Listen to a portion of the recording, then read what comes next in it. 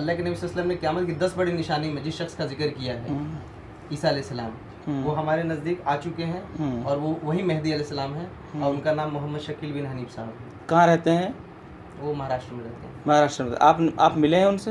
ہاں، اللہ کا احسان ہے۔ ملے ہیں؟ جی، تو آپ ان کے نمائندہ ہیں، نمائندہ؟ یعنی کہ انہوں نے کام کرنے کے لیے آپ کو باقاعدہ کہا ہے؟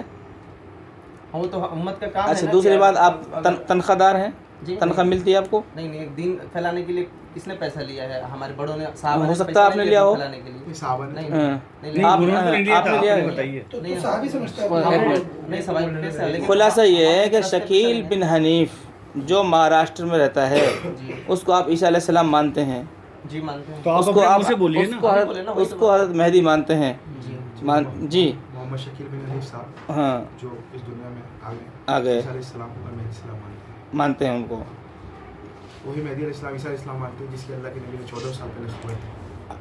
ظاہر سی بات ہے، حضرت مہدی اور عیسیٰ کے بارے میں دی ہے، اور حضرت عیسیٰ علیہ السلام اور حضرت مہدی کے بارے میں جو خبریں دی ہیں وہ حدیث میں واضح موجود ہے، اور اس پوسٹر میں اس کو صاف طور پر نقل کر دیا گیا ہے۔ لیکن آپ نے اپنی تشریح کے مطابق ان کو شکیل بن حنیف جو بہار میں پیدا ہوئے اور اب مہاراشٹر میں رہتے ہیں، اب آپ اس کو مانتے ہیں نا؟ یہی بات ہے نا؟ ابن ماجہ کے مطابق مانتے ہیں، لا مہدی اللہ عیسیٰ ابن مریم۔ آپ اس کو مانتے ہیں نا؟ ٹھیک ہے، اللہ کے نبی کی حدیث ہی رہتی صاف صحیح ابن ماجہ۔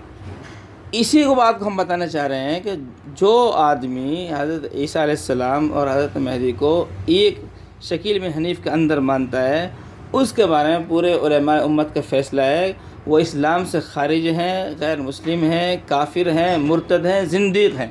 لہٰذا ہم آپ کو یہ دعوت دیتے ہیں کہ آپ اسلام قبول کریں، اسلام میں آئیں، اور جس غلط عقیدے پر ایک جاہل کی وجہ سے، شکیل بن حنیف ایک جاہل ہے، اس جاہل کی وجہ سے آپ ایک غلط عقیدے پر ہیں، اس سے آپ توبہ کریں، یہ آپ کو توبہ کرنا لازم ہے۔